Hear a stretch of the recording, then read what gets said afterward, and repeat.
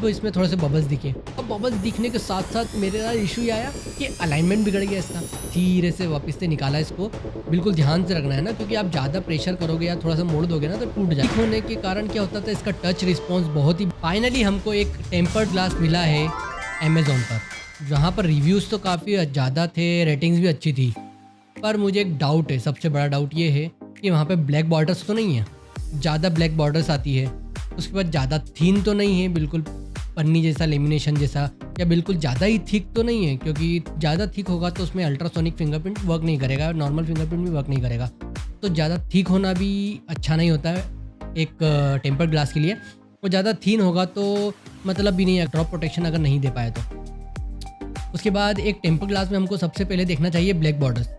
अगर हमारे इसमें ब्लैक बॉर्डर्स, अगर टेम्पर्ड ग्लास में ज़्यादा ब्लैक बॉर्डर्स आ जाएगी ना, जो हमारा बैक नेविगेशन है वो वर्क नहीं करेगा प्रॉपर्ली, और थोड़ा सा हमको एक अगली लुक मिलेगा।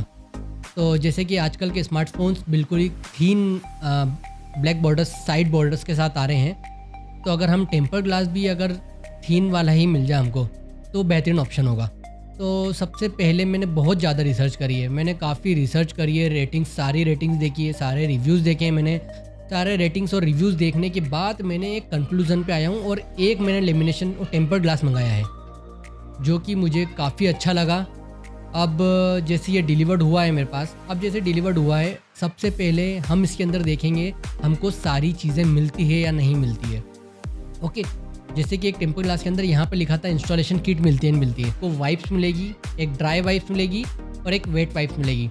और उसके बाद एक हमको बबल्स हटाने के लिए भी एक वाइप मिलेगी, उसको वाइप नहीं बोलेंगे शायद, एक कार्डबोर्ड टाइप एक छोटा सा मिलेगा, जो कि इंटरनली जाकर अगर उसके बबल्स हटाएगा तो ठीक है। तो जैसे ही मेरे पास आया है, अब मेरे मोबाइल में ऑलरेडी एक टेम्पर्ड ग्लास लगा था, जो कि मैंने लोकल शॉप से लगाया था, और ये बहुत ज़्यादा थिक था।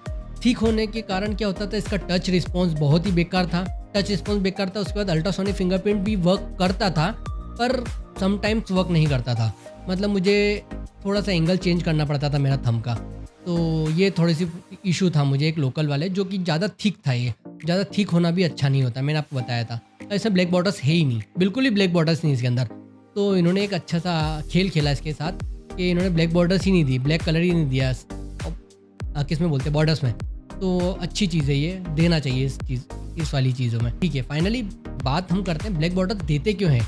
देना ही नहीं चाहिए, अगर ब्लैक बॉर्डर देना ही नहीं चाहिए ना, ऐसा नहीं होता है। ब्लैक बॉर्डर इसलिए दी जाती है, जो इसका साइड का जो ग्लू रहता है ना, वो ग्लू ब्लैक बॉर्डर्स के अंदर लगाते हैं, थोड़ा सा ठीक सा रहता है, तो वो काफ़ी अच्छी तरीके से पकड़ करता है कॉर्नर्स में। तो शायद एक ऑप्शन, शायद यही एक मुझे लगता है कि ये इसलिए ब्लैक बॉर्डर्स दी जाती है सभी कंपनियों की तरफ से। अगर ऐसा होता तो ब्लैक बॉर्डर्स देती ही नहीं है, क्योंकि ज़्यादातर क्या होता है यहाँ पे, जब भी हमारे पास टेम्पर्ड ग्लास आता है तो इसके कॉर्नर्स से हटने लग जाता है ग्लू।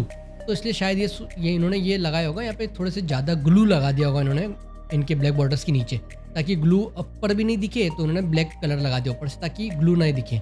ठीक है ना, एक ऑप्शन ये है। और ठीक है, अब जैसे ही मेरे पास आया है, अब मैंने मेरा जो टेम्पर्ड ग्लास था वो निकाला मैंने।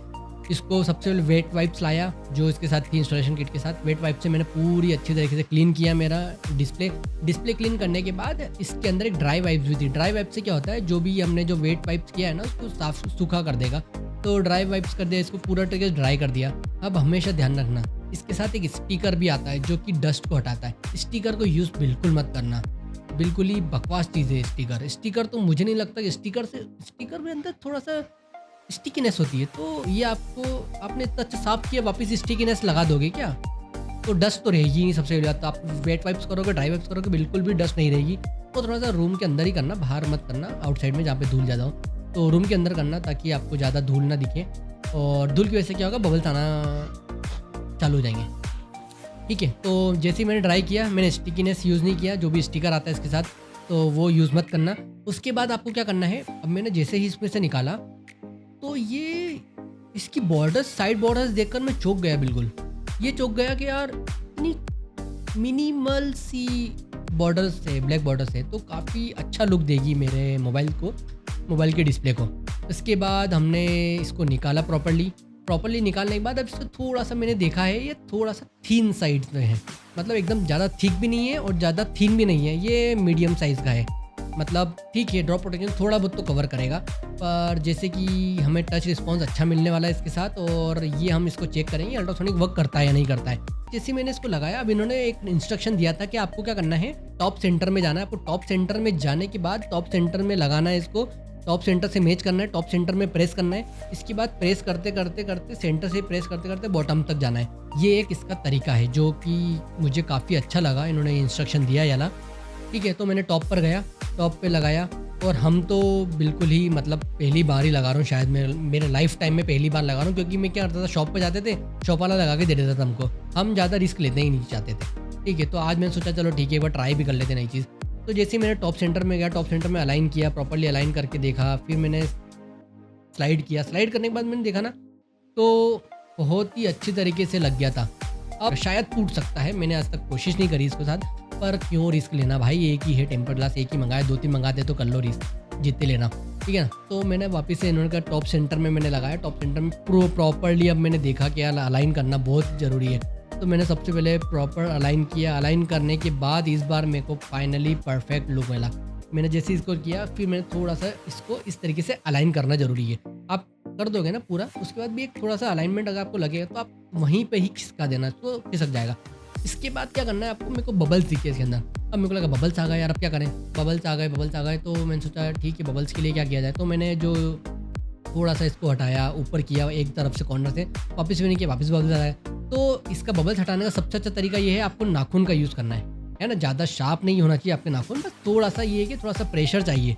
आप उंगली से, मैंने उंगली से किया तो नहीं हो पाया, तो एक इससे किया बिल्कुल बारीक वाले से, और ज़्यादा आपको प्रेशर भी नहीं करना। हल्का सा आपको जहाँ पे बबल्स दिख रहे हैं थोड़े थोड़े, उसको थोड़ा सा साइड करना है, तो प्योरली परफेक्टली फिट आ गया विदाउट एनी बबल्स।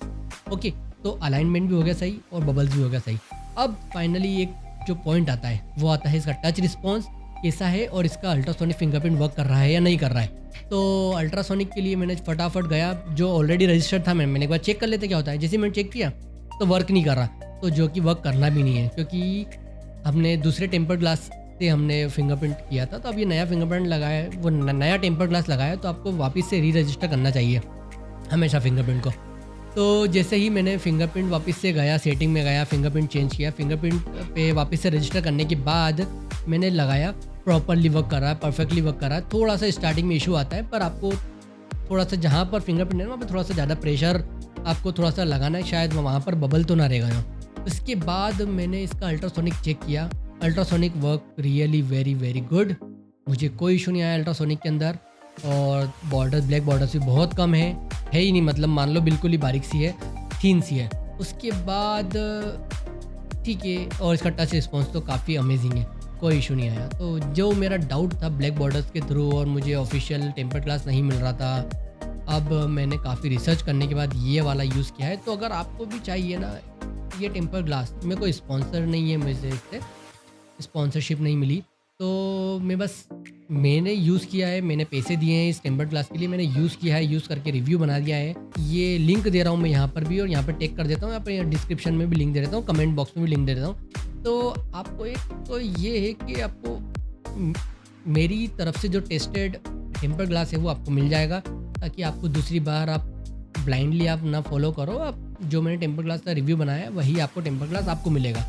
और ध्यान रखना, कभी भी आप अमेज़ोन से कभी भी चीज़ मंगाओ, सबसे पहले अनबॉक्सिंग का एक वीडियो बनाना ज़रूरी है, ताकि आपको कुछ भी इशू आए, या कभी किसी के पास क्या होता है, स्क्रीन गार्ड का ब्रोकन स्क्रीन गार्ड आ जाता है, या डैमेज स्क्रीन गार्ड आ जाता है, और कुछ रहता है इशू रहता है उसके साथ, तो आप इसको हमेशा चेक करके आप काम करना। तो मिलते हैं आपसे नेक्स्ट वीडियो में, जो कि मैं बनाने वाला हूँ। जो मेरे पीछे देखते हैं ना आप, ड्यूल मॉनिटर सेटअप, तो एक तो है 1080p मॉनिटर और एक मॉनिटर है 2K मॉनिटर। तो मैंने अभी जस्ट 2K मॉनिटर मंगाया है, तो बहुत ही अमेजिंग मॉनिटर लगा मुझे।